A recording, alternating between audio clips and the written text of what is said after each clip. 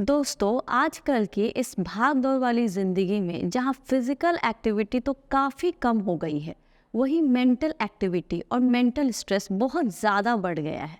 चाहे आप स्टूडेंट हो, बिजनेसमैन हो या जॉब कर रहे हैं, हर जगह आपको अपने दिमाग का इस्तेमाल सबसे ज़्यादा करना पड़ता है, क्योंकि आजकल हर जगह कंपटीशन इतना ज़्यादा हो गया है, जिसकी वजह से मानसिक तनाव बहुत ज़्यादा हो जाता है।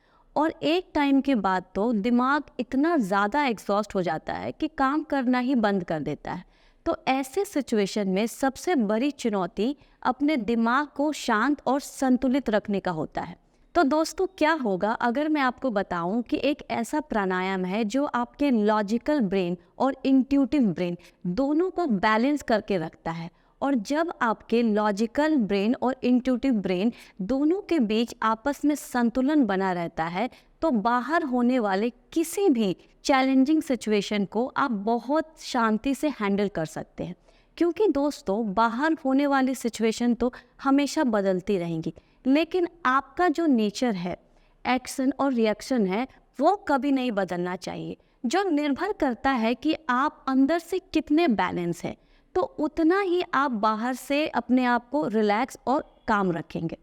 तो दोस्तों, आज की इस वीडियो में हम इसी ब्रीदिंग एक्सरसाइज को जानने वाले हैं कि कैसे सिर्फ एक प्राणायाम के जरिए आप ये सभी फायदे पा सकते हैं। तो आप सभी वीडियो में अंत तक बने रहिए ताकि आप कोई भी पार्ट मिस ना करें। और अगर आप इस चैनल पे न्यू हैं तो चैनल को सब्सक्राइब करें ताकि हमेशा हेल्दी और फिट रहने के लिए मेरी आने वाली सभी वीडियोस आपको मिलती रहे। दोस्तों, आज जो प्राणायाम हम सीखने वाले हैं वो है भस्त्रिका प्राणायाम, जिसे इंग्लिश में योगिक ब्रीथ ऑफ फायर भी कहते हैं। योग में भस्त्रिका प्राणायाम को एनर्जी एक्सपेंशन यानी कि ऊर्जा विस्तार के लिए सबसे अच्छे प्राणायामों में से एक कहा जाता है, क्योंकि ये रक्त को शुद्ध करता है और इसे पूरे शरीर के सभी चैनलों में अच्छी तरह से सर्कुलेट करता है। और साथ ही हमारे फेफड़ों के सतह क्षेत्र यानी कि जो लंग्स की सरफेस एरिया होती है, उसको भी बढ़ा देता है, जिससे हमारे ब्रेन तक ज़्यादा ऑक्सीजन पहुंचती है।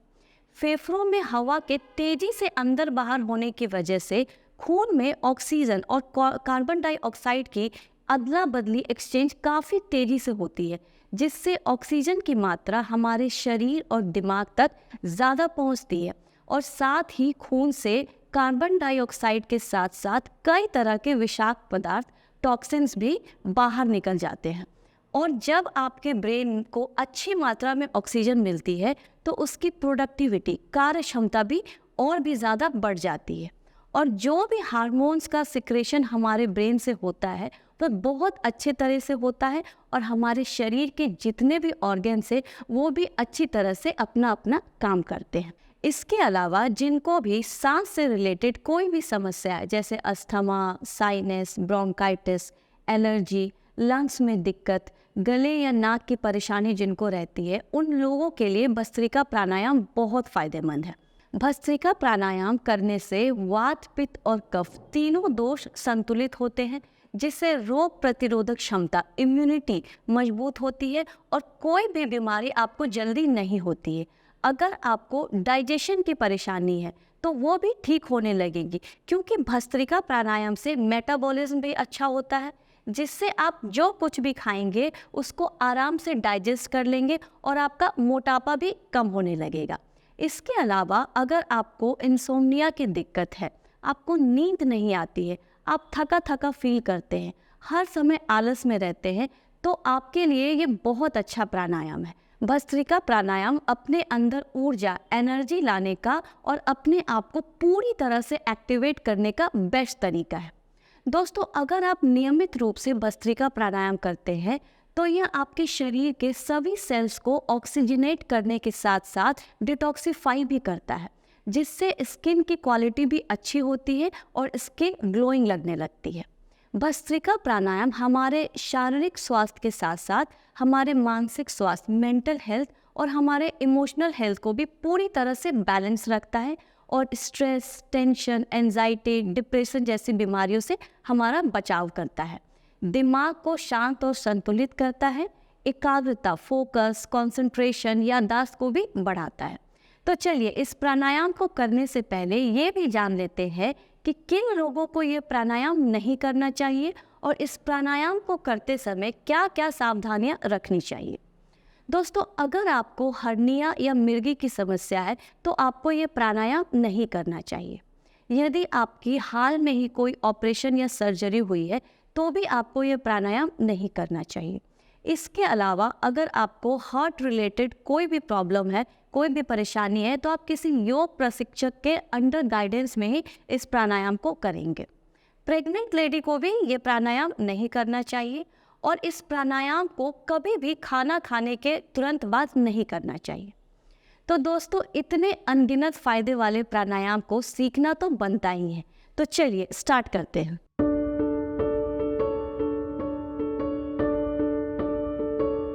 हेलो, नमस्ते everyone, welcome back to my channel Yoga Sneh. मैं हूँ स्नेहा अग्रवाल, आपकी योगा टीचर। दोस्तों, भस्त्रिका प्राणायाम को करने के लिए 3 अलग अलग लेवल्स होते हैं। पहला होता है बिगनर लेवल, सामान्य गति। दूसरा होता है इंटरमीडिएट लेवल, मध्यम गति। और तीसरा होता है एडवांस लेवल यानी कि तीव्र गति। आप जिस भी लेवल पे हैं आप वहाँ से स्टार्ट कर सकते हैं। दोस्तों, भस्त्रिका प्राणायाम को करते समय हमें 3 और बातों का भी खास ध्यान रखना होता है। पहली बात है, भस्त्रिका प्राणायाम करते समय हमें अपने नाक नोस्ट्रल से कैसे सांस लेना और छोड़ना है। भस्त्रिका प्राणायाम करते समय जो सांस अंदर और बाहर होगी वो सिर्फ नाक के द्वारा ही होगी। आपको मुंह पूरी तरह से बंद रखना है, क्योंकि भस्त्रिका प्राणायाम करते समय जब हम सांस अंदर और बाहर लेते हैं तो दोनों में ही ताकत लगती है, फोर्स लगती है। इसलिए भस्त्रिका प्राणायाम में इनहेलेशन और एक्सहेलेशन की जो स्पीड होती है वो नॉर्मल ब्रीदिंग से थोड़ा ज़्यादा होती है। एक बार आप देख लेंगे, नॉर्मली जो आप ब्रीथ करते हैं उसमें आवाज़ नहीं आती, लेकिन जब आप भस्त्रिका प्राणायाम करते हैं तो अपने मुंह को बंद रखते हैं और आप सांस की गति पे ध्यान देंगे।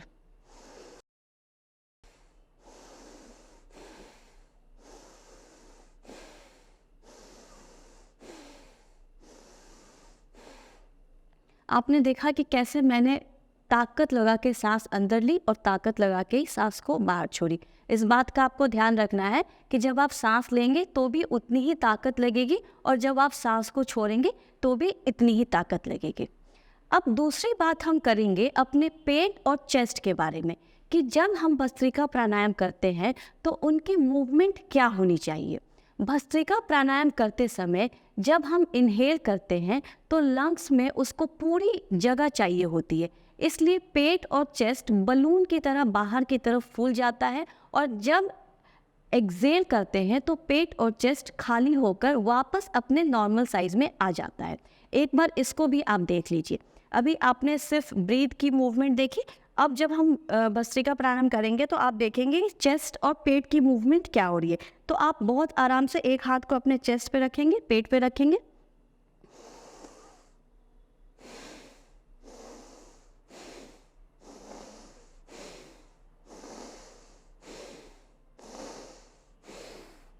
तो दोस्तों आप देख सकते हैं कि जब हम सांस ले रहे हैं तो हमारा चेस्ट बाहर की तरफ फूल रहा है और हमारा पेट भी बाहर की तरफ फूल रहा है, और जब हम सांस को छोड़ रहे हैं तो वापस वो अपने नेचुरल पोजीशन में अंदर की तरफ रिलीज हो रहा है। तो जब भी आप भस्त्रिका प्राणायाम करेंगे तो इस बात का भी ध्यान रखना है कि जो आपका पेट है वो अंदर की तरफ ना जाए। सांस लेते हुए बाहर की तरफ फूले और सांस को छोड़ते हुए अंदर की तरफ फूले। अब जो लास्ट स्टेप है वो है हमारी बॉडी मूवमेंट और बॉडी पोस्चर।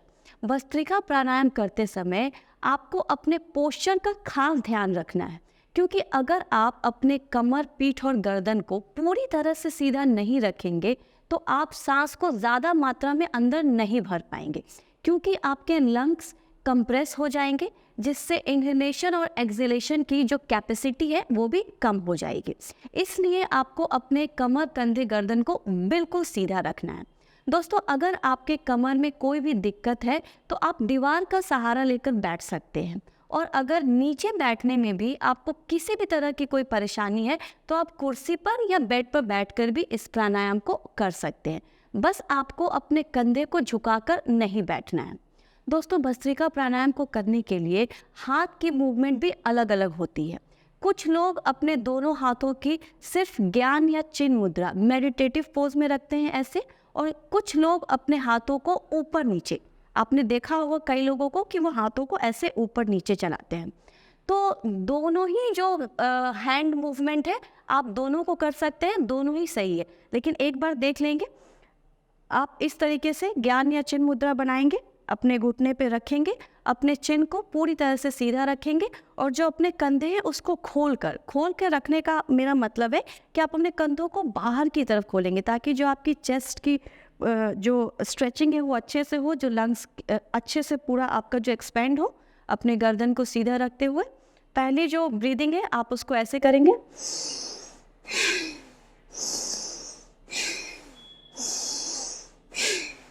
रिलैक्स हो जाएंगे। ये हो गई विदाउट हैंड मूवमेंट। अगर आपको हाथ चलाने में किसी भी तरह की कोई दिक्कत है, फ्रोजन शोल्डर है, तो आप इस तरीके से भी इस प्राणायाम को कर सकते हैं। इसका आपको सेम बेनिफिट मिलेगा। ऐसा नहीं है कि अगर आपने हाथ नहीं चलाया तो जो भी इस प्राणायाम से बेनिफिट मिलना है वो कम हो जाएगा, ऐसा नहीं है। लेकिन हाथ चलाने को हम इसलिए बोलते हैं कि जब आप हाथों की गति करते हैं तो इस प्राणायाम से करते समय जो भी स्ट्रेन आता है वो आप अच्छे से फील कर पाते हैं। चलिए, तो एक बार हाथ की मूवमेंट को भी आप देख लेंगे। तो ऐसे अपने दोनों हाथों को आप खोल के रखेंगे, कंधों को पूरा खोल के रखेंगे और दोनों हाथों को कंधे के साइड में रखेंगे। हाथ की उंगलियों को भी ऐसे खोलेंगे, आराम से बैठ जाएंगे जैसे ही, और मुट्ठी बना लेंगे। मुट्ठी आप ऐसे भी बना सकते हैं या फिर अंगूठे को ऐसे अंदर रखकर भी बना सकते हैं। मुट्ठी बना के रखेंगे, जैसे ही आप हाथ को ऊपर लेकर जाएंगे अपनी मुट्ठी को खोल देंगे सांस लेते हुए, और जैसे हाथ को नीचे लाएंगे फिर से मुट्ठी बना लेंगे। मैं 5 बार कर रही हूँ, आप आराम से देखिए इसको।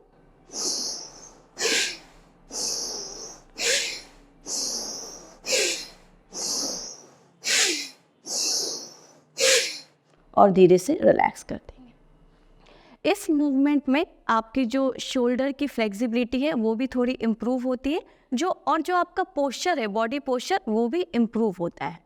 तो आप जैसे भी चाहे वैसे इस प्राणायाम को कर सकते हैं। चलिए दोस्तों, अब भस्त्रिका प्राणायाम के तीनों लेवल्स को समझते हैं और एक साथ मिलकर इसकी प्रैक्टिस करते हैं। तो जो सबसे पहला लेवल है, जो मैंने स्टार्टिंग में बताया था, वो है बिगनर लेवल।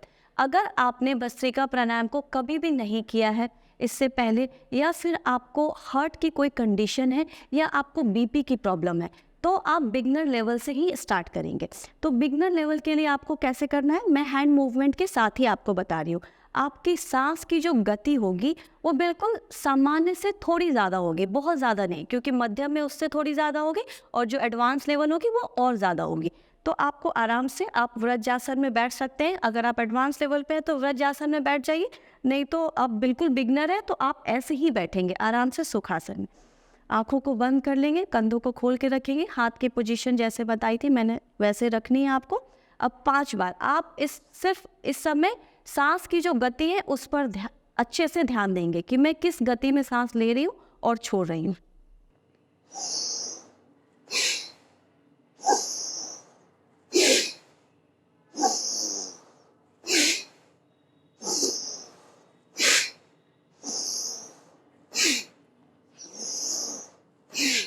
और फिर धीरे धीरे छोड़ देंगे। और आराम से जब आप कर लेंगे, जितने भी स्ट्रोक्स, स्टार्टिंग में आप 10 स्ट्रोक से स्टार्ट कर सकते हैं।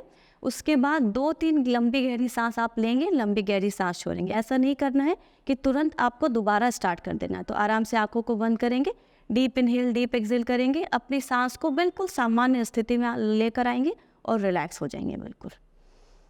तो ये थी हमारे जो बिगनर लेवल, बिल्कुल सामान्य गति। अब इंटरमीडिएट लेवल क्या होगा, इसी गति को, जो आपने ब्रीथ की जो आपकी स्पीड है, जो ड्यूरेशन है, उसको थोड़ा सा ज़्यादा हम बढ़ा देंगे, हल्का सा ज़्यादा बढ़ा देंगे। जो बॉडी मूवमेंट होगी, हैंड मूवमेंट होगी, वो बिल्कुल सेम होगी, लेकिन जो स्पीड है आपकी ब्रीथ की वो थोड़ी ज़्यादा हो जाएगी। तो चलिए अब इंटरमीडिएट लेवल देखते हैं, उसको कैसे करना है।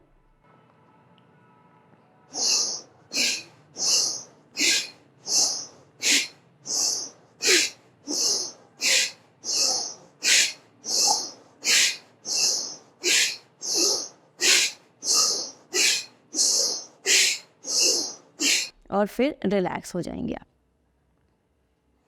धीरे से आंखों को बंद रखेंगे, थोड़ी देर तक अपने ब्रीथ को नॉर्मल होने देंगे। और फिर धीरे धीरे अपनी आँखों को खोल लेंगे। तो जो ऑलरेडी इस प्रैक्टिस को पहले से कर रहे हैं वो जो इंटरमीडिएट लेवल से अपनी प्रैक्टिस को स्टार्ट कर सकते हैं। लेकिन ध्यान ये रखना है कि जो भी आप लेवल कर रहे हैं आप अपने रेपिटेशन को ज़रूर इंक्रीज़ कीजिए। अगर आप बिगनर भी हैं कोई बात नहीं है, आप 10 स्ट्रोक कर सकते हैं, लेकिन एटलीस्ट 2 to 3 साइकिल्स, मतलब कि 20 से 30 बार आप ज़रूर कीजिए। अपनी जो साइकिल है आप उसको ज़्यादा बढ़ाइए। चलिए अब हम करते हैं एडवांस लेवल, जो तीव्र गति की होती है। ये वही लोग करेंगे जो पहले से इस प्रैक्टिस में काफ़ी दिनों से हैं। आप फिर से उसी पोजीशन में आ जाएंगे।